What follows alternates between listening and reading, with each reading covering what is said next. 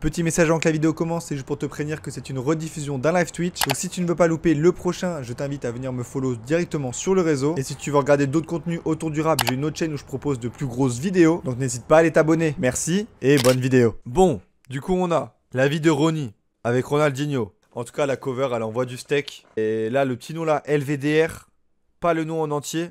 Putain, ça présage quelque chose de bon. Il y a déjà plus de... Enfin je suis déjà un peu plus hype par ce projet que par chef d'orchestre. Chef d'orchestre, on le rappelle, on avait fait une écoute qui était cataclysmique. Là, on espère que ce sera mieux.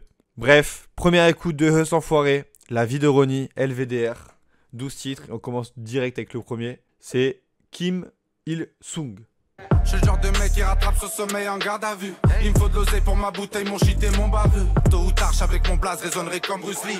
J'espère mourir à la fin du film comme Aniki. J'fume la queue, que de la peur, fais de la monnaie cash. Difficile de compter comme le cash qu'on nique à cash. Monte sur tous les plafonds, béton pas pour un marron. Enfoiré c'est la rue, je le connais bien ton daron. Ok, l'intro produit par Voluptique. Un gros son de rap, ça peut annoncer la couleur. Honnêtement, j'ai passé un bon moment. Moi, quand il y a des prod comme ça et qu'il découpe comme ça va. Je sais qu'il avait sorti La Raclure en single et malheureusement j'avais moins accroché. Là ça me rappelle plus du Horizon Vertical. Horizon Vertical pour moi c'est un classique personnel. C'est peut-être un des albums que j'ai le plus écouté de ma vie. Et là on est bien avec ce morceau là. Ça introduit bien l'album, ça claque bien. Ça peut être encourageant pour la suite. Parce qu'on sait qu'il y a Mélanine avec Werenoi qui tourne beaucoup, donc il y a un peu des sons dance, enfin, comme il a l'habitude de nous le faire. Là, on a un son rap, La Raclure, on sait que c'est un son un peu rappé, mais qui rappelle l'enfoiré, un peu, c'est un peu cette idée-là, je crois. Donc, on peut s'attendre à tout, mais en tout cas, si l'intro est bonne, pour moi, c'est bon présage. Et c'est le cas. L'intro est bonne, il y a eu des bons retours dans le chat. Quand Heus, il est comme ça, il est cool, et puis même la prod dégage quelque chose. Voluptique, il a fait un bon travail. Mauvais, astronomique. Mais il est trop fort, hein. Il est trop fort. Eus, pour moi, il a sur Prime, sur Horizon Vertical, clairement. Et là, on ressent ça. Ça m'aurait pas étonné de voir Val débarquer sur un couplet. La vie de Ronnie, ça commence très bien. On va pas s'arrêter en son du bon chemin. Deuxième son, Yes We Can. Là, par contre, ça sent le son dance. Un petit son en anglais comme ça. Yes weekend, on s'en va tout le week-end. Où tu veux, yes weekend, j'ai assez de chicken dans les îles mexicaines. Je connais son tarot, le LV carreau, elle m'a mis la migraine. Yes weekend, on s'en va tout le week-end. Où tu veux, yes weekend, j'ai assez de chicken. Parlant business plan, je suis dans le 5 étoiles, je mange du bœuf de Kobe. Dans les îles mexicaines, que j'arrache ta ficelle, bébé, yes weekend.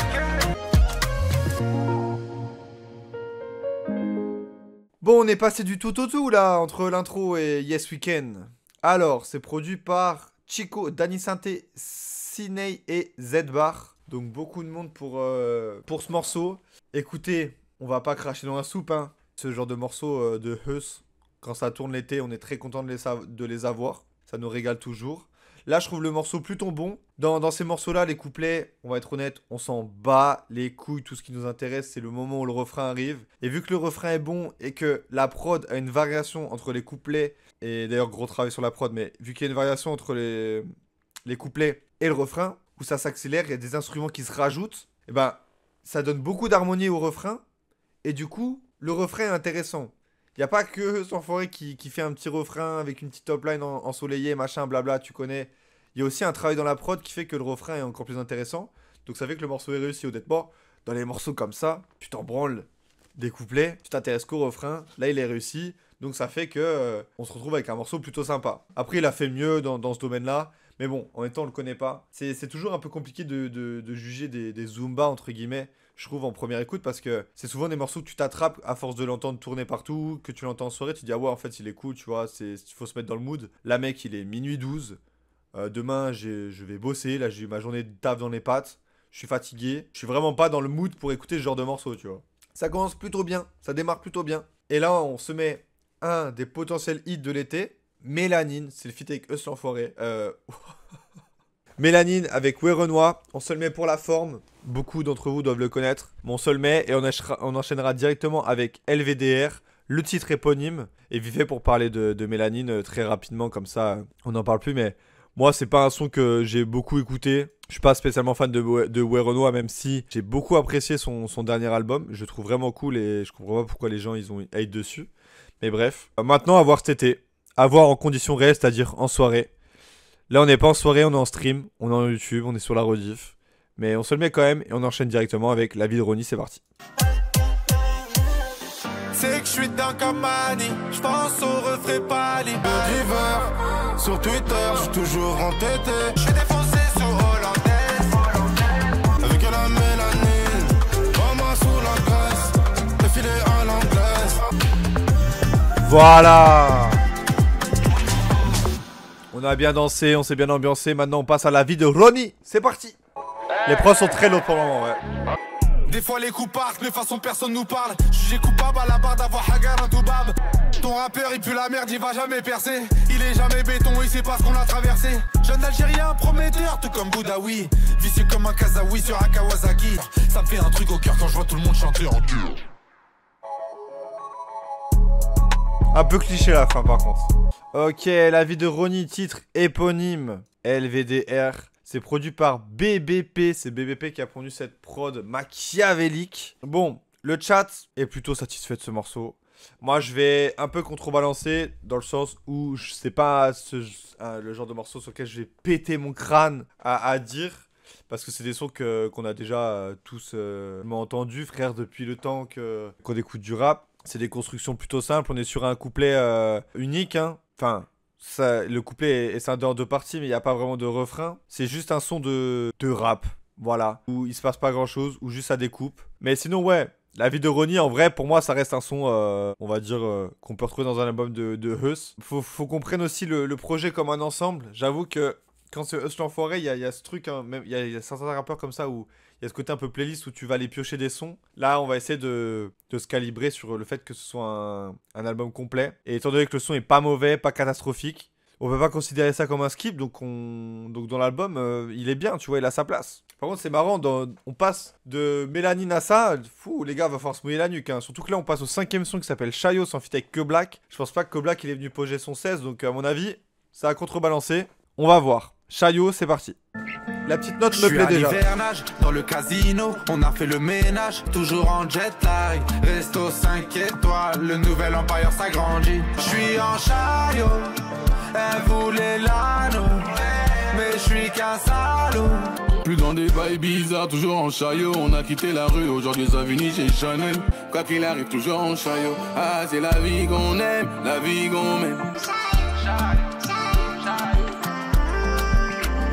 Ok, je comprends l'intérêt du son, Que Black, plutôt bon dessus. Ouais, il y a du monde à la prod. Produit par Chico, Cosmos Prod, Ciné, Zach, Z-Bar. Donc Chayo, heureusement que Lafa fait une intervention, j'avoue. Les inspirations à ma piano, après Mélanine, on voit qu'il veut surfer sur la bague sans en faire directement. Du coup, c'est vrai, tu vas rajouter de la plus-value à mon analyse, mais ouais, du coup, là, on est sur un son plus à ma piano. J'avoue que ce style de musique, c'est pas mon style. Et à chaque fois, j'ai du mal à vraiment qualifier des sons genre ah, ça c'est de la Mapiano, ça c'en est pas, tu vois. J'avoue que pour le coup, je suis vraiment pas calé. Ma référence dans la Mapiano, ça reste Théodore. Mais voilà, Chayo, écoutez, c'est un son comme on aurait pu s'attendre d'une connexion entre Huss l'enfoiré et Que Black. Hein. On va pas aller chercher midi à 14h sur ce son. Une petite tentative de hit, hein. C'est des sonorités comme on a l'habitude d'entendre en boîte, comme on a l'habitude d'entendre sur les albums de Huss, sur les albums de... Ouais, à ma piano Afrobeats. Merci Lafa pour les précisions. Mais bon, pas choqué de retrouver ce genre de son dans l'album de Huss. Maintenant, c'est pas vraiment ce que je suis venu chercher. Pas besoin de débrief 1000 ans dessus, hein. C'est évident d'avoir de retrouver ça là, tu vois. Allez, 6ème titre, Medellin, perdons pas de temps, c'est parti. Cartel bandit Medellin, localisé dans un modèle de Berlin. Je suis calibré comme Joe.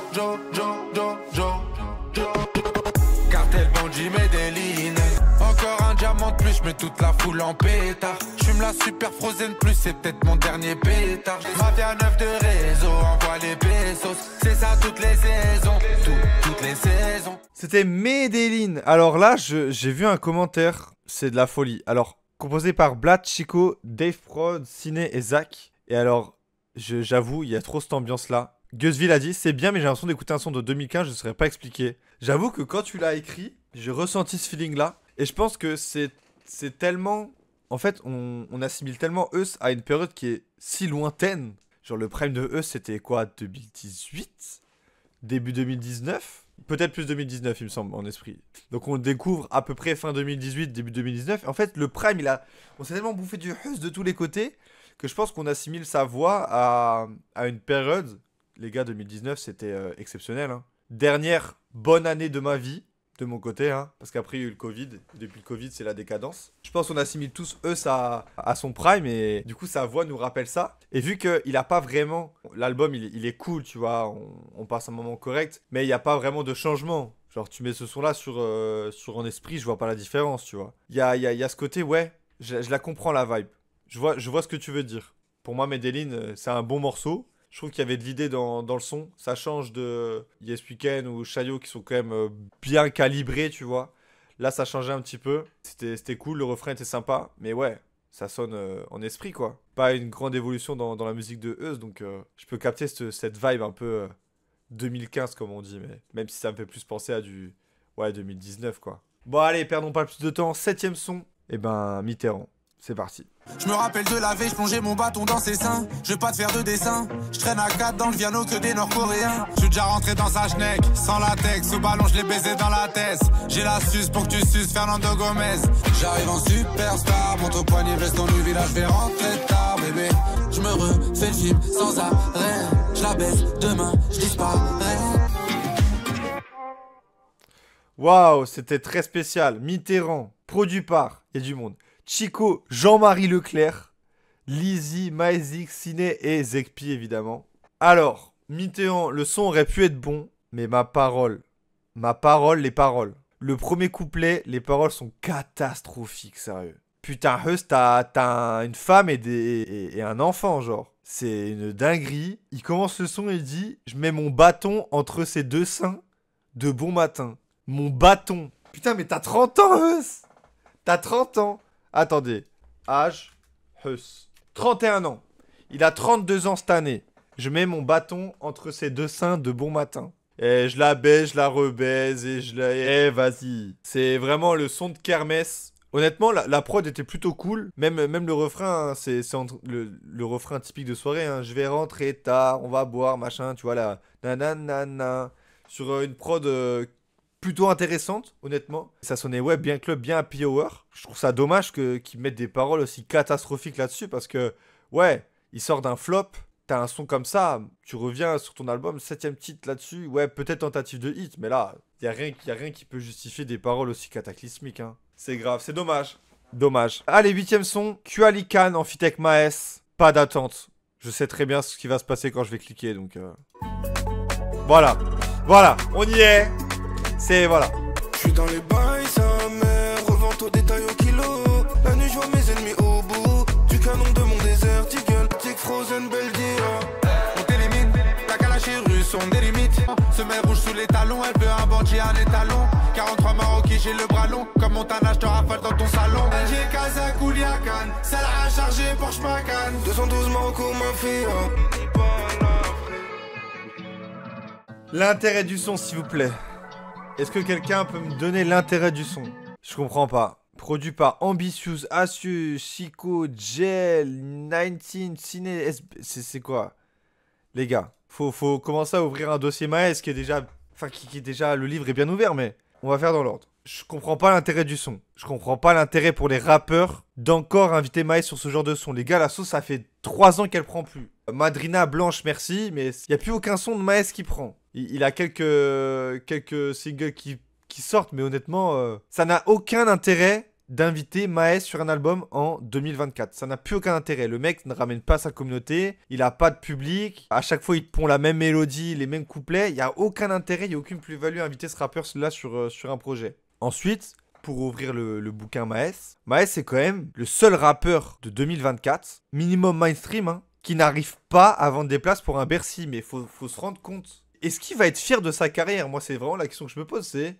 Qu'est-ce qu'il va retenir dans sa carrière dans 20 ans? Il sera complètement dépassé, il aura 50 ans. Est-ce qu'il sera fier de sa carrière? De se dire, ah putain, ouais, il fait ces projets-là, celui-là était pas bien, celui-là était pas bien, celui-là était pas bien. À chaque fois qu'on m'invite en fils, c'est faire pour toujours la même chose. Il aura pris son oseille, mais qu'est-ce qu'on retiendra de Maes dans 20 ans? Qu'est-ce que je dirais à mes gosses quand ils me demanderont c'était qui Maes? Je leur raconterai qu'il est mort, qu'il a sorti les derniers salopards et qu'il s'est fait assassiner après. Hein. Y a pas le choix. Hein. Ouais, les feats, on peut deviner à l'avance le type de son que ça va être, ont aucun intérêt. Je suis totalement d'accord. J'ai cliqué, je savais déjà que ça allait être ça. Ce qui était intéressant, c'était de le voir sur l'album de Vald. Mais bon, c'était en 2019. ASB. Il l'a invité pour faire un gros son, alors que déjà à l'époque, il commençait déjà à faire des hits. Voilà, là, ça commence à être intéressant d'inviter Maes. Mais là, ça y est, il n'y a plus aucun intérêt de voir ce mec dans une tracklist. Aucun. Il ramène pas son public, il fait toujours les mêmes sons. Ça marche plus. Honnêtement, un peu déçu de la tournure que prend le projet pour l'instant parce que ça partait tellement bien et là on commence un peu à tourner en rond. 9ème son, La Raclure. Donc là on va repartir sur un morceau de rap, un peu à mode l'enfoiré. Pas grand chose à dire, on l'avait déjà écouté en stream. On enchaînera directement avec le 10ème titre qui s'appelle Empire. Et ouais, La Raclure c'était pour moi... Enfin, annoncer ça en single c'était en mode ah tiens je vais essayer de rattraper le public qui m'aimait bien pour tel ou tel morceau. Ça a pas trop fonctionné. Parce que le son il a quoi? Il a 300 000 streams là sur Spotify.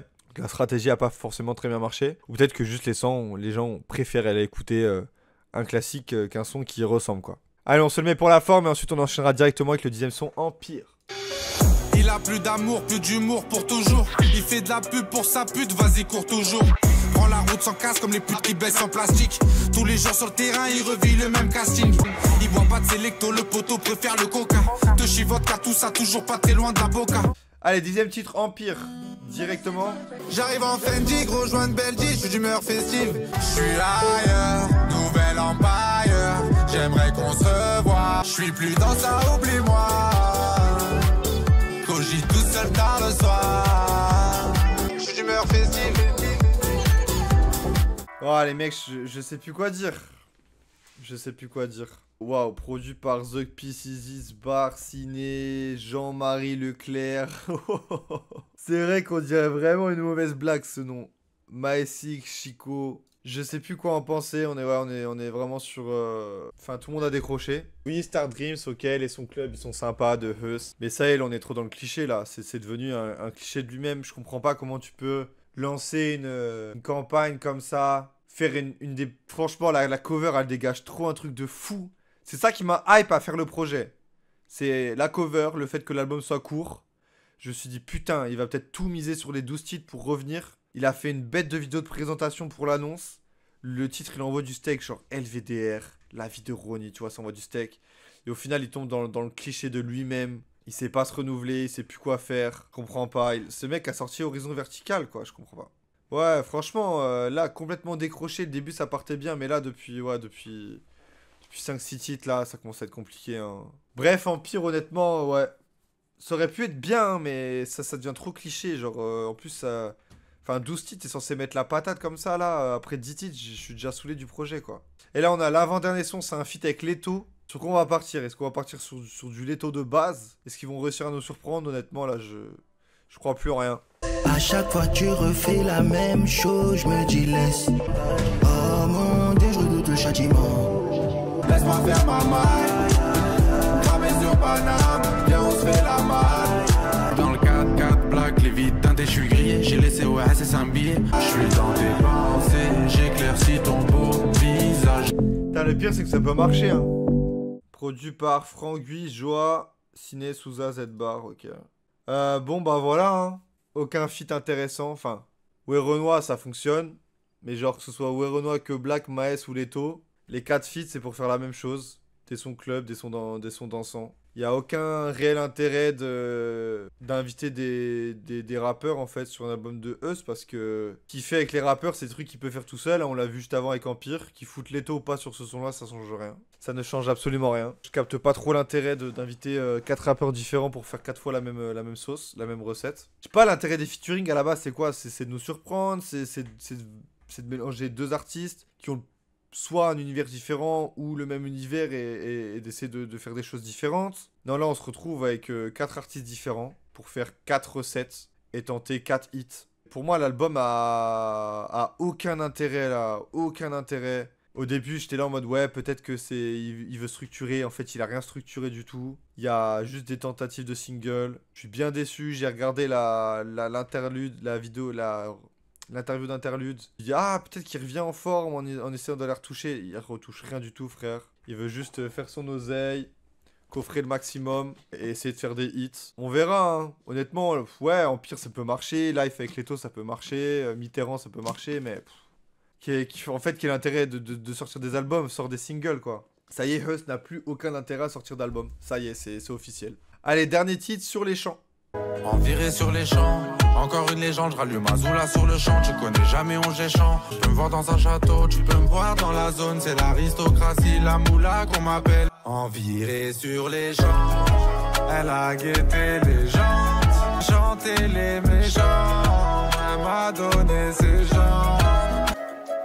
C'est pas le pire son, c'est pas le pire son. Mais il m'a perdu. Il m'a perdu. Qu'est-ce que vous voulez que je vous dise? Sur les champs, qui vient clôturer la vie de Ronnie. Il avait les mots. Ouais, c'est ça. Produit par Blad, Chico, Ciné, Voluptique. Bon. Bon, sur les champs, on termine sur un son plutôt mélancolique, hein. Mais bon, après, eux, ce qu'ils racontent dans ces sons, qu'ils soient mélancoliques ou dansants, c'est la même chose. Donc au final, pas grand-chose à retenir. Ouais, on a une petite top line de Sheriff Aluna. On a un peu modifié sur le refrain. Après, le morceau est quand même un peu plus intéressant que ce qu'on a pu écouter avant, mais quand tu sors ça après ce qu'il a sorti avant, bah voilà, t'as décroché. Comme dit Gus V, l'album fait 30 minutes, ressenti 1h30, c'est terrible. Qu'est-ce qu'on peut en dire au final de la vie de Ronnie? L'énième déception de cet enfoiré, hein. Je pensais qu'il allait rebondir avec chef d'orchestre, qu'il avait vu que... Je sais pas, que ça avait pas plu aux gens. Au final, non, il va tout miser encore une fois sur les featuring. Il a fait quelques sons rappés pour se justifier d'un pot... Enfin, que ce soit un album de rap. Rien à retenir. Les featuring sont pas intéressants. Que des tentatives de hits. Tous la même chose. Il n'y a aucun featuring Enfin voilà, ils sont interchangeables quoi. Tu peux foutre Renoir sur Life, Leto sur Kouliakan et mettre Maes sur Mélanine, que ce sera la même chose. Aucun intérêt des featuring. Et puis bah voilà, trop de tentatives de hits. Enfin, je sais pas. Je sais pas. En fait, qu'ils sortent ça en assumant pleinement le fait que voilà, il veut faire son oseille et tout. Ça m'aurait pas dérangé, tu vois. Il y a cet album, Naps, il sort cet album-là, il n'y a aucun problème. Parce que ça y est, on a capté le personnage. Là, Huss, il revient, la vie de Ronnie, premier son, un gros morceau de rap. Après, 2 sons plus tard, il y a la vie de Ronnie, tu vois, le titre éponyme, tu te dis, ah ouais, ça y est, le mec, il veut structurer un truc. Il va envoyer du steak. Il a pas sorti une cover phénoménale pour rien. Moi, genre là, 12 titres, j'ai vraiment cru qu'on allait avoir un très bon projet. Qu'à la fin, on aurait dit, ça y est, Huss, il est de retour. Voilà, il nous a sorti un vrai album. Non, le constat qu'on peut faire, c'est que Huss ne sait plus faire d'album et qu'il est bon que à faire des singles et des feats, en fait. Te casse plus la tête à faire d'album, ça ne sert à rien. Honnêtement, là, c'est la déception qui parle. Hein. Je suis pas vomito, hein. C'est la déception qui parle, moi... Huss, peut-être un des rappeurs que j'ai en esprit en CD, j'ai Horizon Vertical en CD. J'aimais trop cette époque. Et là, on voit qu'il est enfermé dans une boucle et qu'il n'arrive pas à en sortir, quoi. Maintenant, tout ce que je peux lui souhaiter, hein, c'est que ça marche. Hein. Voilà, c'est que les feats et les singles, les tentatives de singles, ils fonctionnent. Hein. Mais là, dans mon esprit, Huss, ça y est, il est mort, quoi. Voilà, franchement, petite déception de cet enfoiré-là.